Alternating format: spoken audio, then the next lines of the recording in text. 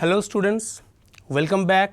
আমরা আছি ইকোজ্ঞান ক্লাসে, রাইস স্মার্ট বাংলা, এবং তোমাদের জন্যে আজকে কিন্তু আবারও নিয়ে এসেছি প্রিভিয়াস ইয়ারের ইকোনমিক্সের কিছু কোয়েশ্চেন। আমরা যেটা করছি সেটা হচ্ছে আমাদের যে টপিক ডিসকাশন সেটা যেটা আমরা করেছি সেরকমই কিছু আমরা প্রিভিয়াস ইয়ারের কোয়েশ্চেন্স যেগুলো এসছে, যেগুলো গুরুত্বপূর্ণ, যেই টপিকগুলো, যেই কোয়েশ্চেন্সগুলো যেই টপিক থেকে আসছে সেই টপিকগুলোও কিন্তু গুরুত্বপূর্ণ। আমরা যখন এই কোয়েশ্চেন্সগুলো আলোচনা করব তখন আমরা কি দেখব? শুধু কিন্তু কোয়েশ্চেনের আনসার দেখব না, আমরা কিন্তু পরীক্ষার হলে বসে ওই কোয়েশ্চেনটা কিভাবে সলভ করছি সেটা দেখব, এবং পরীক্ষার হলের বাইরে যখন আমি প্রিপারেশন নিচ্ছি পরীক্ষার জন্যে তখন ওই কোয়েশ্চেনটা আমি কিভাবে তৈরি করব সেটাও কিন্তু দেখব। কাজেই এই সেশনসগুলো তোমাদের জন্য নিয়ে আসা হয়েছে তোমাদেরকে এক্সাম রেডি করার জন্যে, এবং আমাদের বক্তব্য হচ্ছে সাকসেস যেটা তোমরা পাচ্ছ বিগত দিনে, যেটা তোমরা দেখতে পাচ্ছ যে আমাদের রাইস এডুকেশনের ছেলেমেয়েরা, স্টুডেন্টসরা তারা শাইনিং ব্রাইট, এবং সেটার আমরা এবারও প্রমাণ পেয়েছি বিভিন্ন যেই পরীক্ষাগুলোর রেজাল্টস বেরিয়েছে সেখানে আমাদের স্টুডেন্টসরা কিন্তু তাদের যে হার্ড ওয়ার্ক, তাদের যে একটা পারসিভিয়ারেন্স ছিল সেটাকে কিন্তু তারা ফ্রুট এখন বেয়ার করছে। আমরা বলছি success is the some of small effort. কিছু ছোট ছোট স্টেপ তোমাকে সবসময় নিতে থাকতে হবে, চলতে থাকতে হবে, থেমে থাকলে হবে না। আমরা জানি যে রাইস এডুকেশন কিন্তু বিগত 37 বছর ধরে কম্পিটিটিভ ফিল্ডে ছেলেমেয়েদের সব সময় সাহায্য করে এসছে এক্সাম রেডি করতে, এবং আমাদের বিভিন্ন কোর্সেসের মাধ্যমে তোমরা কিন্তু এই যে সুযোগটা সেটা নিতে পারো। আমরা আজকে যেটা করছি সেটা হচ্ছে practice, and there are no other means to get success other than practice. So আমরা প্র্যাকটিসের ওপরে কিন্তু সবসময় জোর দেব। আমাদের পরীক্ষায় যেই এমসিকিউ কোয়েশ্চেন্সগুলো এসেছে অলরেডি আমরা সেইগুলোকে আজকে সলভ করব। আমাদের প্রথম প্রশ্ন, ফার্স্ট কোয়েশ্চেন, আমাদের প্রথম প্রশ্ন দেখো, এখানে তোমাদেরকে জিজ্ঞেস করা হয়েছে যে টবিন ট্যাক্স, কাজেই ট্যাক্সের চ্যাপ্টার থেকে প্রশ্ন এসছে। টবিন ট্যাক্স, এই টবিন ট্যাক্সটা যার নামে জেমস টবিন, উনি আসলে এটাকে প্রথম ইন্ট্রোডিউস করেছিলেন, জেমস টবিন। এই টবিন ট্যাক্সটা কী জিনিস? প্রশ্ন এসছে যে জেমস টবিনের দ্বারা ইন্ট্রোডিউসড যেই টবিন ট্যাক্স এটা কী ধরনের ট্রানজাকশনসের ওপরে বসানো হয় ট্যাক্সটা। এখানে অপশানে তোমরা দেখতে পাচ্ছ property transactions, currency transactions, industrial transactions বা অল অফ দিস। ঘটনা হচ্ছে টবিন, জেমস টবিন, উনি প্রপোজ করেছিলেন যে যখনই ফরেন কারেন্সি কনভার্সন হবে, যেরকম ফর এক্সাম্পল ধরো আমরা বলছি যে ডলারকে আমরা কনভার্ট করব রুপিজে, অথবা ভাইসা ভার্সা আমরা রুপিজকে কনভার্ট করব ডলারে। এখন এই ঘটনাটাকে কিন্তু আমরা বলি হচ্ছে কনভার্টিবিলিটি অফ কারেন্সি। এই যে ডলারকে রুপিজে, রুপিজকে ডলারে কনভার্ট করাটা কনভার্টিবিলিটি। আর এই কনভার্টিবিলিটি তোমরা জানো যে এই কনভার্টিবিলিটিকে এক্সপ্রেস করার জন্য আমরা এক্সচেঞ্জ রেটের কথা বলি। $1 সমান সমান আমরা অ্যাপ্রক্সিমেট ভ্যালু নিচ্ছি 82। তাহলে এই যে মানে আমরা ভারতীয় মুদ্রায় INR, ইন্ডিয়ান রুপিস 82 টাকার বদলে যে $1 পাবো, এটা হচ্ছে এক্সচেঞ্জ রেট। কিন্তু ঘটনা হচ্ছে এক্সচেঞ্জ রেটের এই যে একটা ভ্যালু আমরা দেখতে পাচ্ছি এখানে, এই ভ্যালুটা কিন্তু দুটো দিক থেকে আসে। মানে ডলারের সেল রেট, ডলার আছে কারুর কাছে, তিনি ফরেন এক্সচেঞ্জের মার্কেটে গিয়ে রুপি নিতে চাইছেন, ডলার দিয়ে রুপি নিতে চাইছেন, তাহলে ডলারের একটা সেল রেট হবে আর ডলারের একটা পারচেজ রেট হবে। মানে তার কাছে ইন্ডিয়ান কারেন্সি আছে, তিনি ডলার নিতে চাইছেন, তাহলে ইন্ডিয়ান কারেন্সি দিয়ে তিনি ডলার কিনতে চাইছেন, তাহলে ডলারের পারচেজ রেট, এই রেট দুটো আলাদা থাকে। এবং তোমরা জানো যখনই সেল প্রাইস আর বাই প্রাইসের মধ্যে পার্থক্য থাকে তখনই প্রফিট বা লসের একটা সম্ভাবনা থাকে। এই যে সম্ভাবনা, এই সম্ভাবনাটা জন্ম দেয় হচ্ছে স্পেকুলেশন। এখন স্পেকুলেশন মানে কিন্তু ফাটকা, বেটিং। এটা জেনারেলি খুব একটা এনকারেজ করা হয় না নর্মাল ইকোনমিতে। এই speculation in the foreign exchange market এটাকে কার্ব করার জন্যে, এটাকে কন্ট্রোল করার জন্যে টবিন উনি কী করলেন, উনি প্রপোজ করলেন যে স্পট কারেন্সি এক্সচেঞ্জের ওপরে একটা ট্যাক্স বসানো হোক, এবং সেই ট্যাক্সটা কিন্তু খুব একটা হাই রেট থাকবে না, ট্যাক্সটা খুব লো একটা পার্সেন্টেজ থাকবে টোটাল ট্রানজাকশন যেটা হচ্ছে ফরেন কারেন্সি কনভার্সনের, সেই যে ট্যাক্সটাকে আমরা বলবো হচ্ছে গিয়ে এই currency transaction tax which was proposed by the James Tobin, এবং সেটাকেই বলা হয় টবিন ট্যাক্স। ক্লিয়ার সবার? বেশ, তোমরা কিন্তু পার্টিসিপেট করবে, তোমরা কিন্তু এই যে কোয়েশ্চেন্সগুলো আসছে এগুলো ভাববে যে আমি পরীক্ষার হলে বসে কিভাবে এটা আমি সলভ করব, এবং সেটাই কিন্তু তোমাদেরকে এখানে বলছি, এবং সেই সাথে তোমরা আনসারটাও জেনে যাচ্ছ। কাজে তোমরা কিন্তু পার্টিসিপেট করবে, তোমরা চ্যাট বক্সে, তোমরা কিন্তু কমেন্ট বক্সে লিখে জানাবে যে তোমাদের কি আনসার, তোমরা কি আনসার ভাবছো। আমরা পরের কোয়েশ্চেনে যাই। দেখো, রিসেন্টলি ইউনিয়ন বাজেট অ্যানাউন্সড হয়েছে, honourable finance minister Nirmala Sitharaman budget present করেছেন, এবং আমাদের ইউনিয়ন বাজেট এসেছে, এবং সেটা নিয়ে পেপারে বিস্তর লেখালেখি হয়েছে। কাজেই এই প্রশ্নটা প্রিভিয়াস ইয়ার থেকে তোলা হয়েছে, প্রাসঙ্গিক প্রশ্ন, বাট এখন যেহেতু এটা টক অফ দ্য টাউন, এটা তোমাদের কাছে কিন্তু এখন একদম সিম্পল হয়ে গেছে। প্রশ্নটা কী রকম ছিল? প্রশ্নটা ছিল যে union budget is generally presented on which of the following month.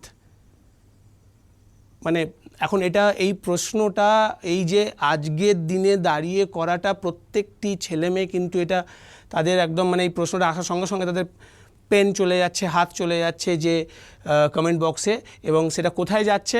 জানুয়ারিতে না, জুলাইতে না, ডিসেম্বরে না, অবভিয়াসলি দ্য ফেব্রুয়ারি। এবং তোমরা সবাই জানো এটা হচ্ছে 1st অফ ফেব্রুয়ারি বা first working day of February, যদিও এটা এক সময় কিন্তু first working day of February ছিল না। এবং তাহলে কি ছিল? তাহলে যখন এটা ফার্স্ট ফেব্রুয়ারি ছিল না, তখন এটা ছিল হচ্ছে last working day of February, বা আমরা বলতে পারি 28th, যদি না সেটা লিপ ইয়ার হয়। তো last working day of February, but এই যে শিফটিংটা হলো last working day of February বা 20th ফেব্রুয়ারি থেকে first working day of February, এই শিফটিংটা হয়েছে কিন্তু 2017 থেকে। তাহলে 2017 সালের বাজেট থেকে onwards budget is bin presented on the first working day of February. কাজেই এই যে মান্থের কোয়েশ্চেনটা, যদিও এটা প্রিভিয়াস ইয়ারের কোয়েশ্চেন, কিন্তু আমাদের কাছে এই সময় এই মুহূর্তে দাঁড়িয়ে এটা কিন্তু একদম সিম্পল হয়ে দাঁড়িয়েছে। কেমন? চলো আমি আশা করব যে তোমরা মানে প্রশ্নটা দেখেই সবাই বোধহয় কমেন্ট বক্সে কারেক্ট আনসারটাই দিয়েছিলে। বেশ, নেক্সট পরের প্রশ্নতে দেখো, ইনভার্টেড কমার মধ্যে গোল্ডেন হ্যান্ডশেক, সোনালি করমর্দন, গোল্ডেন হ্যান্ডশেক একটা স্কিম এসছিল, এবং এখানে প্রশ্নটা হচ্ছে এই স্কিমটা কিসের সাথে অ্যাসোসিয়েটেড, যুক্ত। এখানে একটু বলে রাখি আমি তোমাদের। আচ্ছা, এখানে দেখো কি কি অপশান আছে। বলছে ইনভাইটিং ফরেন কোম্পানিজদের ইনভাইট করা এবং তাদেরকে বলা যে আপনারা ভারতে এসে ইন্ডাস্ট্রি তৈরি করুন। তাহলে ভারতের ক্ষেত্রে এই ফরেন কোম্পানিজগুলোকে আমরা বলবো multi national companies, MNCs, multi national companies. এবং তোমরা জানো সবাই, ভারতে 1990 সালের পর থেকে ভারতে ফার্দারিং দ্য গ্লোবালাইজেশন, ভারত বরাবরই ওপেন ইকোনমি ছিল। এই ওপেননেসটা মানে গভর্নমেন্টের restriction in trade and capital flows যখন আস্তে আস্তে আরও কমছে 1990-এর দশকের পর থেকে, তখন বিদেশি কোম্পানিগুলো ভারতে আরও বেশি করে আসছে। তো এখানে বলছে যে golden handshake scheme is associated with inviting foreign companies, নাকি অপশন বি যেখানে বলছে private investment in public enterprises. Public enterprises মানে হচ্ছে গভর্নমেন্ট কোম্পানিজ, যেখানে গভর্নমেন্টের মালিকানা, ওনারশিপ, মালিকানা যেখানে অন্তত 51% বা তার বেশি, তাহলে গ্রেটার দ্যান ইকুয়ালস টু 51% গভর্নমেন্টের ওনারশিপ। তো সেখানে যখন প্রাইভেট ইনভেস্টমেন্ট হচ্ছে সেটাকে বলছে। আদারওয়াইজ বলছে যে এস্টাবলিশিং এ জয়েন্ট এন্টারপ্রাইজেস মানে যেখানে জয়েন্ট ভেঞ্চার হচ্ছে, দুটো সংস্থা একসঙ্গে মিলে একটা কোনো সংস্থা তৈরি করছে। আর নাকি ভলেন্টিয়ারি রিটায়ারমেন্ট। অপশান আছে 4টে। এবার এখানে আমি তোমাদের যেটা বলতে চাইছিলাম, এখানে আমি তোমাদের একটা জিনিস বলে রাখি যে ভারতবর্ষে যেই সরকারি সংস্থাগুলো আছে যেগুলোকে আমরা পাবলিক সেক্টর এন্টারপ্রাইজ পিএসই অথবা পিএসইউ পাবলিক সেক্টর ইউনিটস বলছি, সেই পাবলিক সেক্টর ইউনিটগুলো থেকে যখন গভর্নমেন্টের মালিকানা, ওই যে বললাম যে 51%-এর বেশি অথবা সমান অথবা তার থেকে বেশি যখন গভর্নমেন্টের মালিকানা থাকবে তখন সেটা পিএসসি, তাহলে সেখান থেকে যখন আমরা গভর্নমেন্টের শেয়ার মানে এখানে মালিকানা ইকুইটি বা শেয়ার অফলোড করব। এখন অফলোড মানে হচ্ছে সেটা বিক্রি করে দেওয়া, সেল করা। পাবলিক সেক্টর কোম্পানি থেকে যখন আমরা গভর্নমেন্টের শেয়ার বিক্রি করছি তখন এই ঘটনাটাকে আমরা বলছি হচ্ছে ডিসইনভেস্টমেন্ট। এই ঘটনাটাকে আমরা বলছি হচ্ছে ডিসইনভেস্টমেন্ট। এই যে ডিসইনভেস্টমেন্ট যখন হচ্ছে তখন ধীরে ধীরে গভর্নমেন্টের সংস্থা থেকে গভর্নমেন্টের মালিকানা কমতে থাকছে এবং একটা সময় যখন দেখা যাবে যে গভর্নমেন্টের মালিকানা 49% অথবা তার কম, তার মানে 51%-এর জায়গায় এখানে হয়ে যাচ্ছে less than or equals to 49%, গভর্নমেন্টের মালিকানা কমে এসছে।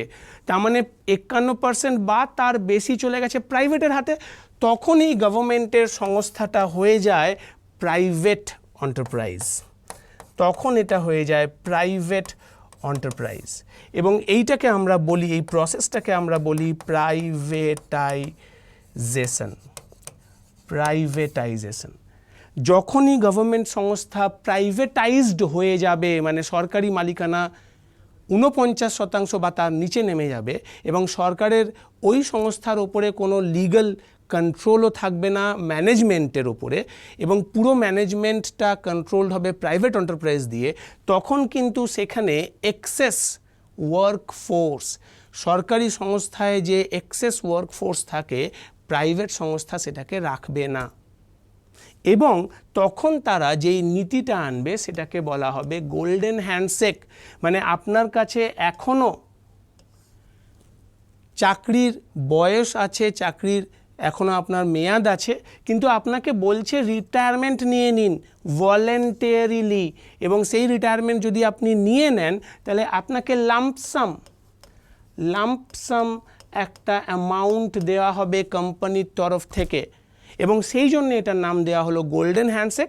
So basically golden handshake is related two voluntary retirement. এবং সেই সাথে কিন্তু তোমরা মনে রাখবে আমরা কি টার্ম পেলাম? প্রাইভেটাইজেশন, আমরা টার্ম পেলাম ডিসইনভেস্টমেন্ট। তাহলে এই দুটো টার্মও কিন্তু আমরা মনে রাখবো পরীক্ষার আগে যখন এই ধরনের প্রশ্ন আমরা তৈরি করব। কাজে পরীক্ষার সময় এটা ভাববো না, পরীক্ষার সময় আমরা সোজা কি আনসার করব? Golden handshake.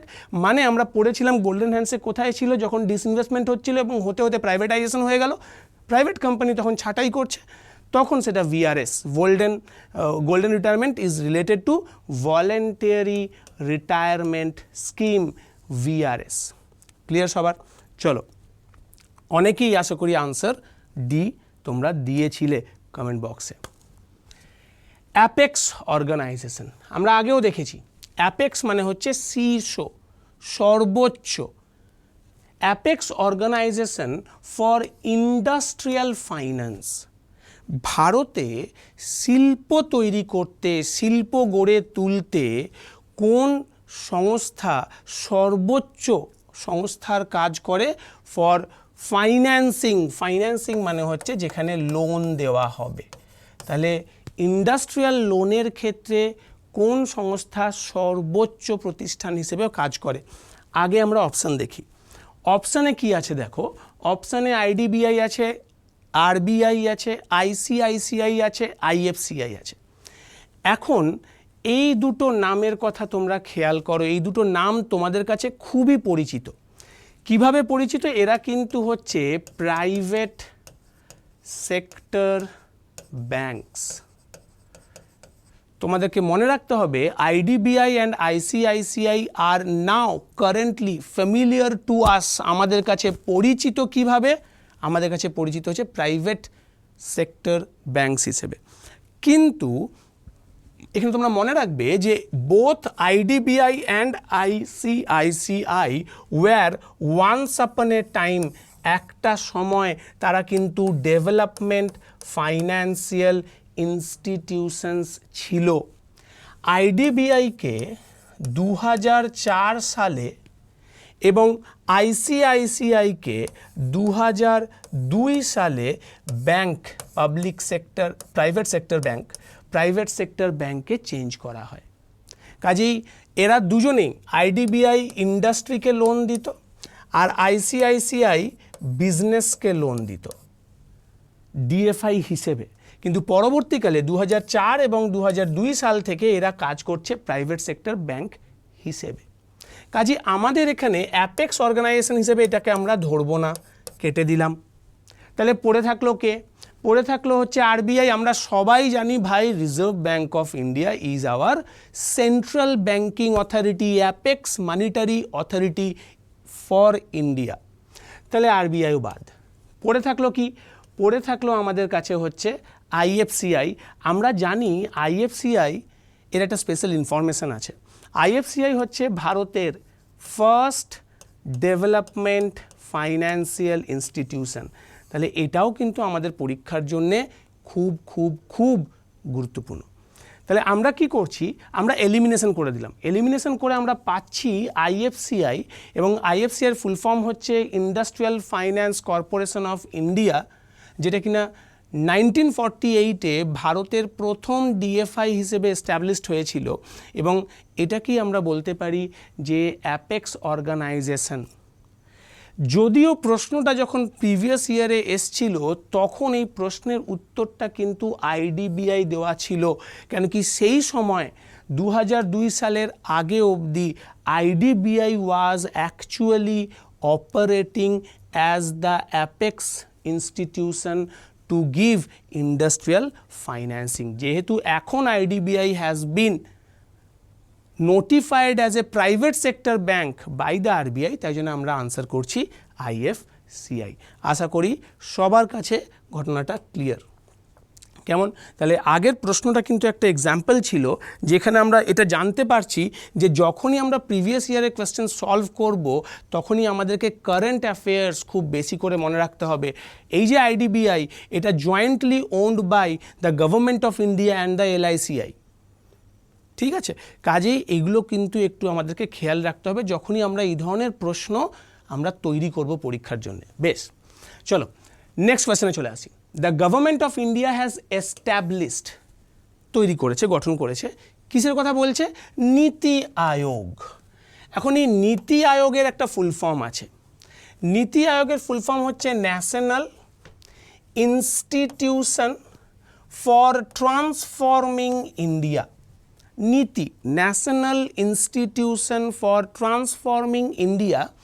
আয়োগ মানে অর্গানাইজেশন, এবং এটা তৈরি করেছে সরকার, government of India, to replace, কাকে পরিবর্তে, কার পরিবর্তে এই নীতি আয়োগ এসছে? এটা হচ্ছে আমাদের প্রশ্ন।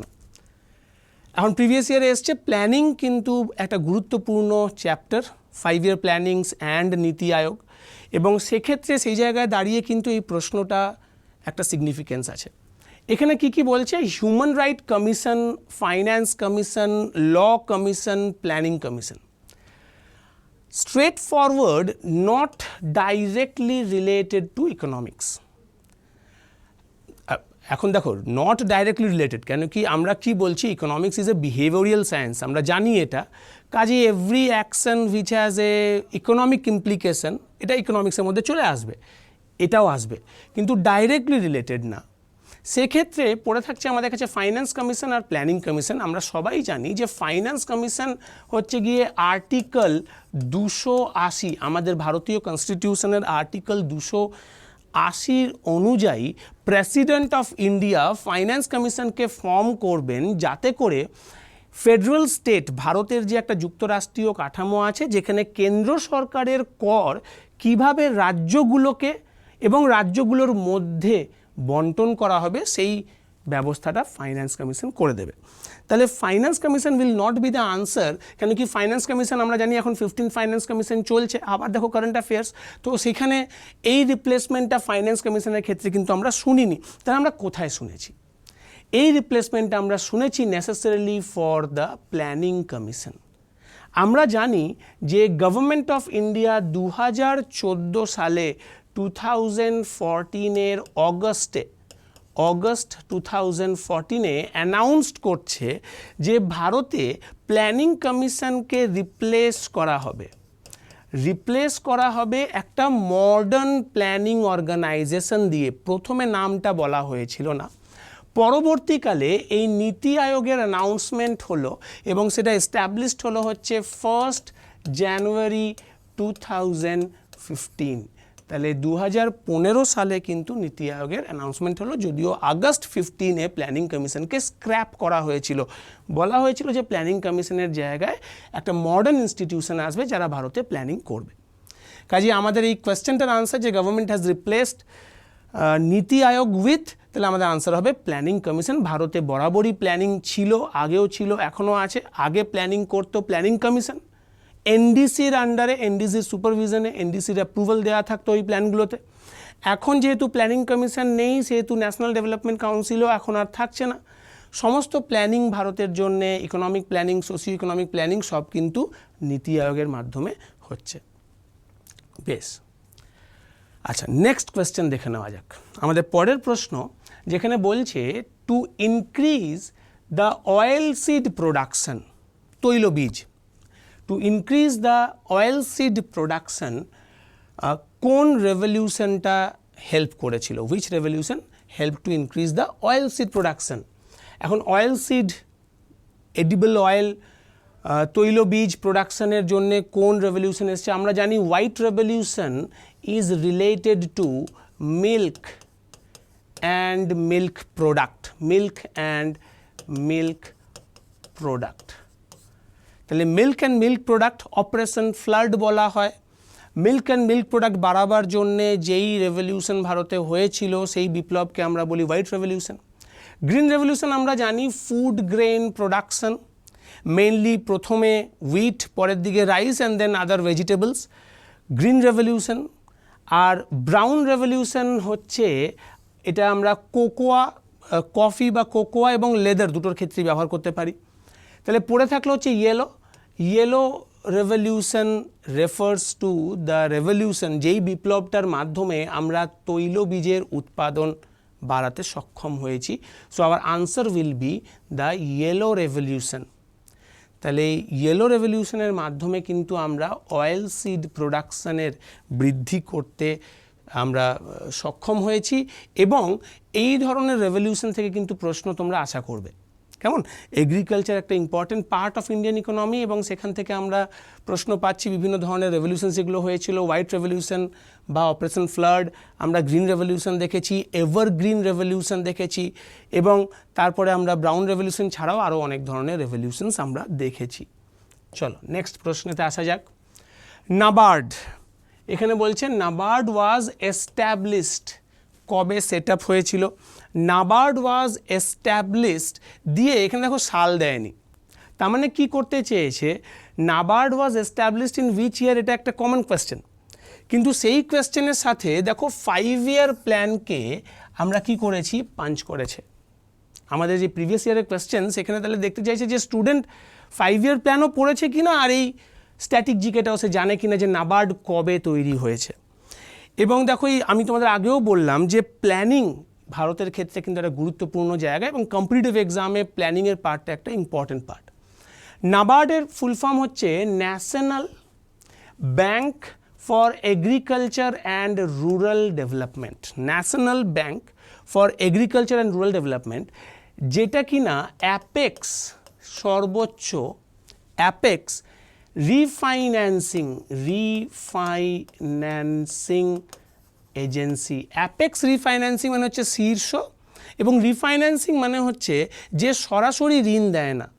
নাবার্ড কিন্তু সরাসরি ঋণ দেয় না, তোমাদের মনে রাখতে হবে এগ্রিকালচার আর রুরাল সেক্টরে যখন নাবার্ড ঋণ দেয় ক্রেডিট দেয়, ফাইন্যান্সিং করে, সেই ঋণ, লোন, ক্রেডিট সেটা কিন্তু আগে দেওয়া হয় কমার্শিয়াল ব্যাংককে, রিজিয়নাল রুরাল ব্যাংকসগুলোকে, কোঅপারেটিভসগুলোকে। সেইখান থেকে তারপরে রুরাল আর এগ্রিকালচারাল এরিয়াতে লোনগুলো ডিস্ট্রিবিউট করা হয়। ওই জন্য নাবার্ড হচ্ছে গিয়ে অ্যাপেক্স রিফাইন্যান্সার। নাবার্ড তৈরি হয়েছে কবে? আমরা সবাই জানি 1982 সাল। তাহলে আমাকে লিঙ্ক করতে হবে এই 1982 সালে কোন 5 ইয়ার প্ল্যান চলছে। আমরা যদি একটু ভাবি তাহলে আমরা দেখব যে ভারতে রোলিং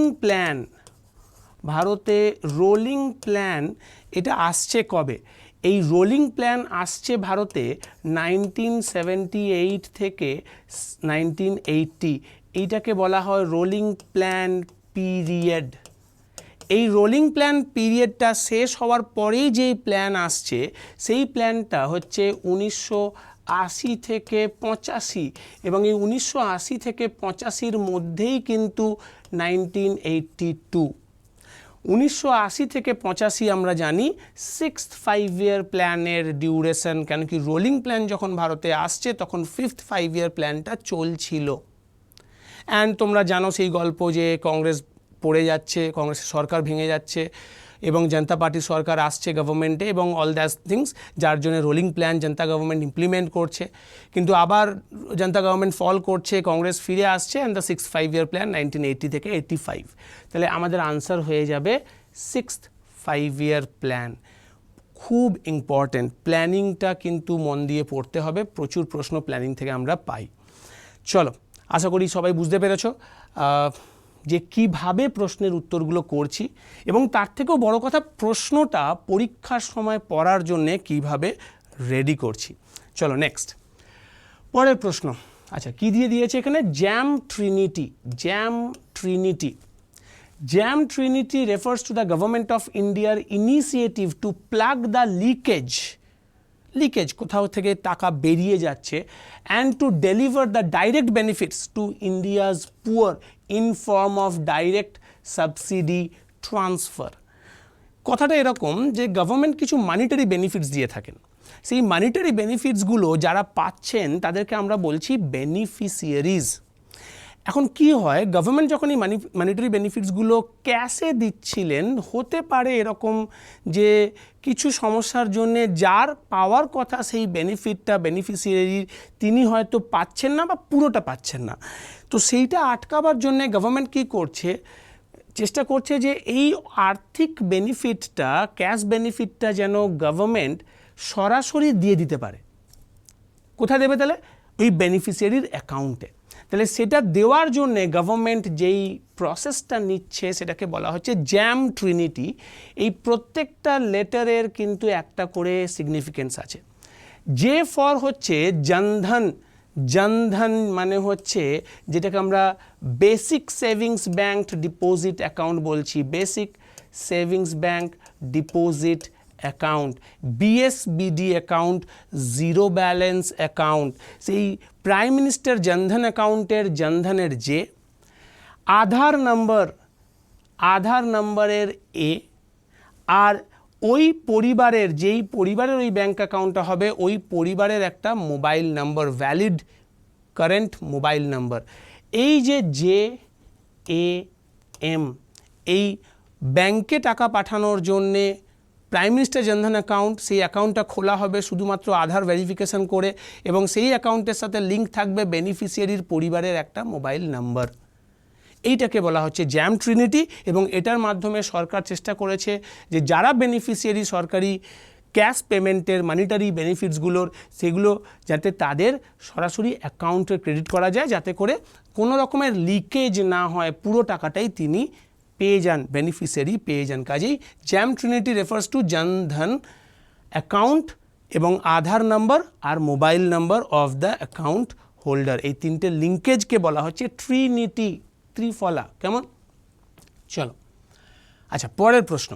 আরবিআই, দেখো টাকা পয়সার যেই জায়গাটা, যেখানে money banking, RBI, capital market, money market, পুরো জায়গাটাই কিন্তু গুরুত্বপূর্ণ, এবং এই কোয়েশ্চেনটা ওখান থেকে এসছে যে 1 টাকার যে নোট, এখানে নোটের কথা বলেছে, কারেন্সি নোট, কয়েন্স না, 1 টাকার যে কারেন্সি নোট, সেই কারেন্সি নোটে কার সই থাকে? দেখো কারেন্সি নোটে সই তো সাধারণত ভাই গভর্নর অফ আরবিআই। সব নোটে সেই যত টাকারই ডিনোমিনেশন হোক না কেন, 100 হোক না কেন, 10 টাকা হোক না কেন, যা যা হোক না কেন, তার সই থাকবে the governor of reserve bank of India. কিন্তু 1 রুপি নোটের ক্ষেত্রে কিন্তু এটা হবে না। 1 টাকার নোটের ক্ষেত্রে কিন্তু আরবিআই এর গভর্নরের সই থাকছে না। তাহলে কার থাকছে? President of India? না। Finance minister? না। সই থাকছে হচ্ছে ফাইন্যান্স সেক্রেটারি, এবং তিনি মিনিস্ট্রি অফ ফাইন্যান্সকে বিলং করছেন, গভর্নমেন্ট অফ ইন্ডিয়া।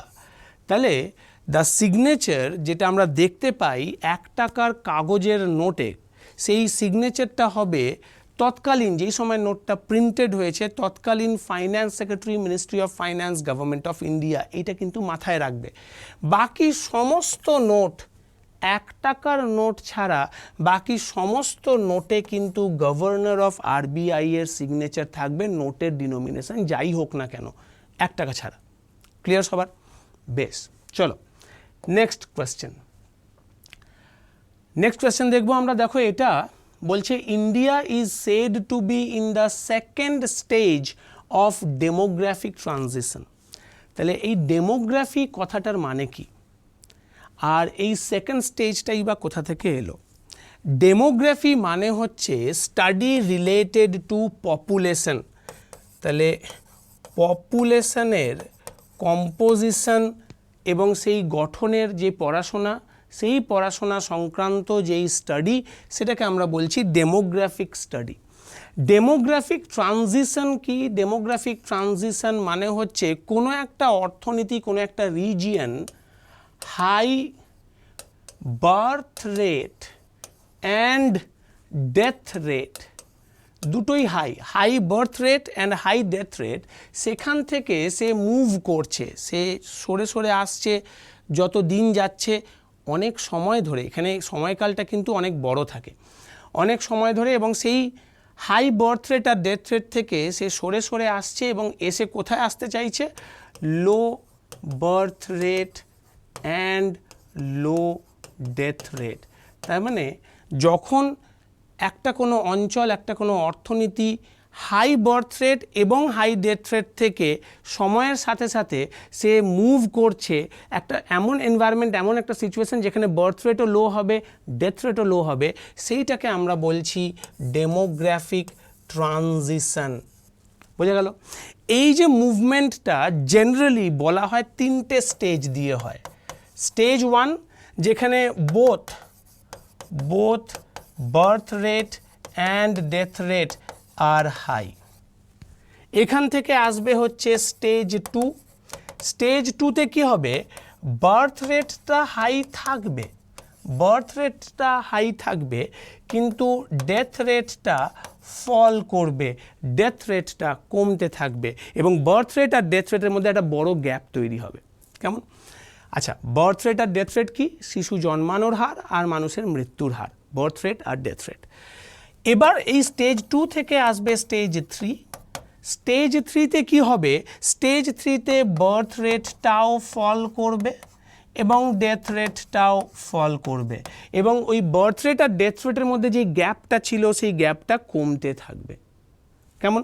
তাহলে মূলত এই 3টে স্টেজের মাধ্যমে এই ডেমোগ্রাফিক ট্রানজিশন এক্সপ্লেন করা যায়। আমি কেন বললাম মূলত এই 3টে স্টেজ? কেন কি এছাড়াও অনেক সময় এই 3টের পরও 4th আর 5th স্টেজ দেখা যায়। আজকে সেই আলোচনা করব না।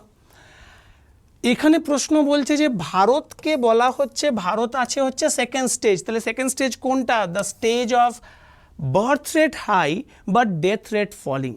তার মানে কি? বার্থ রেট হাই আছে এখনও, ডেথ রেটটা ফল করেছে, তাহলে বার্থ রেট আর ডেথ রেটের মধ্যে একটা গ্যাপ তৈরি হয়েছে, তাহলে পপুলেশন বাড়ছে। আমরা জানি যে ইন্ডিয়াতে পপুলেশন ইনক্রিজ হওয়ার রেটটা এটা একটু বেশি, যদিও আমাদের লাস্ট ডেটা আমরা জানি যে সেটা আমরা অনেকটাই কন্ট্রোল করতে পেরেছি। এইখানে বলছে যে তাহলে বিকজ, কারণটা কি? India is said to be in the second stage of demographic transition because. এবার তোমরাই আনসার বলতে পারবে কেন কি ইন্ডিয়াতে। দেখো কোন অপশন হবে? Both birth rate and death rates are high? না, হবে না। আচ্ছা, বলছে যে death rates and birth rates are falling, দুটোই ফলিং হলে তো আমরা দেখেছি থার্ড। স্টেজ, এটাও হবে না, কেন কি আমাদের বলেই দিয়েছে ভাই ইন্ডিয়া সেকেন্ড স্টেজ। আচ্ছা, পড়ে থাকলো B, birth rates are high but death rate is declining, falling. তাহলে আমরা নেব অপশান হচ্ছে বম্বে। বোঝা গেল? আমরা কি দেখলাম আসলে?